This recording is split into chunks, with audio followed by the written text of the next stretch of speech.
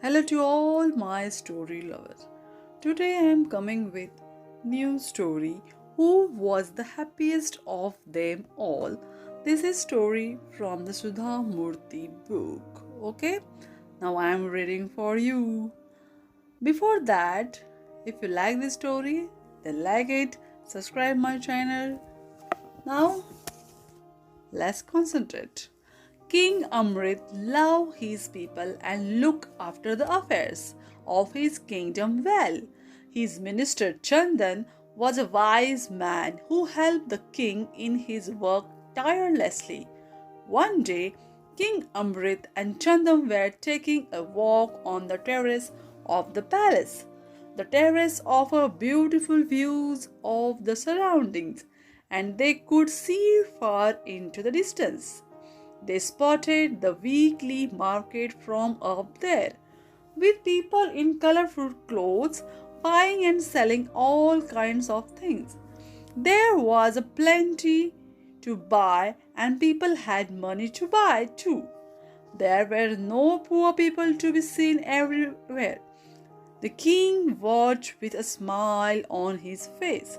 He was delighted to see the prosperity of his kingdom. Like any good ruler, he was happy when his people were happy. He turned to Chandan and said, "See how content my people are. But I want to check this firsthand by talking to them. Tomorrow, summon people from all walks of life to the court, and I will ask them myself how they are doing." Chandan was used to the king's strange request, so he nodded and went off to carry out his order. The next day, the king arrived in court humming a happy tune to himself. Seeing all the people gathered there waiting for him, he was even more pleased. He cleared his throat and said in a loud voice, "I have called you here to ask you a very important question. As your king, I need to know if all of you are contented. Do you have enough for your needs? Do you know anyone who is not happy about anything?" The citizens looked at each other, thought for a while, and slowly, one by one, they came forward to answer. One after the another, they all said how happy they were. Their kitchens had enough food. Their trades and business were doing well. The king had made them feel safe.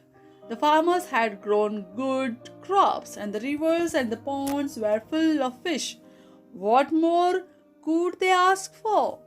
The king became more and more pleased as he heard this. Only Chandan, his minister, watched and heard everything with a frown on his face. Why? What was wrong? Soon he walked up to the king and whispered something in his ear. King Amrit's eyebrows rose up in astonishment. Surely Chandan could not be serious, but he looked at the minister's face and found no trace of this being a joke. He turned back to the court and made a most unusual announcement. "I am delighted that all of you have said you are happy, but I want to test this. Tomorrow, I want all the people of this kingdom to come and meet me in the royal gardens. But I have a condition. All of you will have to enter the garden from the main gate, walk across, and meet me by the gate at the rear of the garden. I will wait for you there. When you enter the garden, you will be given a sack each, and you can pick whatever fruits or flowers your heart desires." An excited buzz broke out among the crowd. It sounded like a lot of fun. No one was usually allowed to enter the king's special garden. He had planted trees from all over the world in that garden, and it was said to be filled with all kinds of beautiful and strange plants. Right on the time, the next day, Everyone gathered at the gate of the garden. At the time the king had told them, the guards opened the gates and handed out the sacks.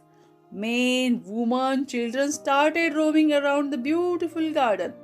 They spotted juicy apples and plum mangoes hanging from trees. They picked till they saw ripe pomegranates bursting with juice, grapes, and colorful flowers no one had seen before. People went about picking whatever they wished for and filling their sacks with them. But as they walked further into the garden, it became wider and more like a forest, and then there they saw a trees laden with apples of gold, mangoes of silver, and flowers studded with gems and jewels. Everyone emptied their sacks of the fruits they had collected earlier, started madly filling them up with these precious fruits and flowers. They all forgot that they had said they had more than enough for their needs at home. Greed took over their minds, and all they could think about was adding more and more valuable to their sacks. The fruits which they had picked earlier and had tasted to be as sweet as nectar now lay in heaps around the garden, forgotten and left to rot. Then, with their sacks filled right to the top, the citizens made their way to rear gate of the garden, where the king was waiting. But what was this? To their astonishment, they found a raging stream stopping their way. Water gushed down from behind some rocks and rushed over pebbles and big boulders through the garden. The stream was narrow, but the current was strong. There were no boats to take people across. Clearly, the only way was to swim. But how could they swim with such a heavy sacks filled with gold and silver fruits? The people stood by the stream for a long time, scratching their heads. Then one young man did what they all knew needed to be done. He simply abandoned his sack by the stream, waded into the water, then swam across to the other side. Slowly the others too followed suit. Sadly, some wailing in distress, they left their sacks filled with what they had thought was the riches of a lifetime and dived into the stream. Then they walked up to their kings, wet, unhappy, and angry. King Amrit and Chandan watched them trudge up in their soaking clothes. Chandan had a small smile on his lips, while the king looked sad. When they had assembled in front of him, he said, "When I asked you yesterday if you were happy with your lives, all of you said you were contented and did not need anything more. Yet today I can see the sadness in your faces when you had to leave behind the riches you had gathered in my garden. If you were really happy with your lives, why did you gather the jewel fruits, and why are you so sad now?" Everyone looked down, ashamed at their behavior. Only the young man who was the first to cross the stream after leaving his sack behind seemed to be unconcerned. Chandan spotted his cheerful face in the crowd and beckoned him forward. Then he asked, "Tell me, are you not sad you had to leave behind so much of wealth that suddenly came your way?" The man said, "I didn't pick the jewel fruits and the flowers. I had picked some of the lovely, tasty fruits and had eaten my fill of them. In my sack, I had kept some others for my little daughter who is at home. I had thought she would enjoy these tasty apples and mangoes. But when I saw there was no other way to go across the stream, I did not think twice about leaving my sack by the river. My little girl can get tasty fruits from some other garden too. But I am so happy The king let us all wander around his garden, looking at the trees and plants and the animals. He is great king for having created this place of beauty, and it was a pleasure walking around there. Finally, a smile appeared on King's Amrit's face. Chandan turned to him and said, Your Majesty, I hope you now realize that people's contentment does not end with having enough food or money. They also need to be truly happy inside. Only then will they not be swayed when they gain or lose wealth.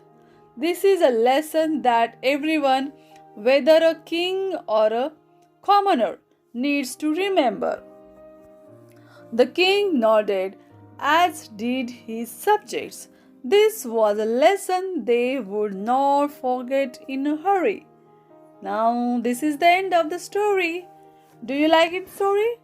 Then comment it, subscribe my channel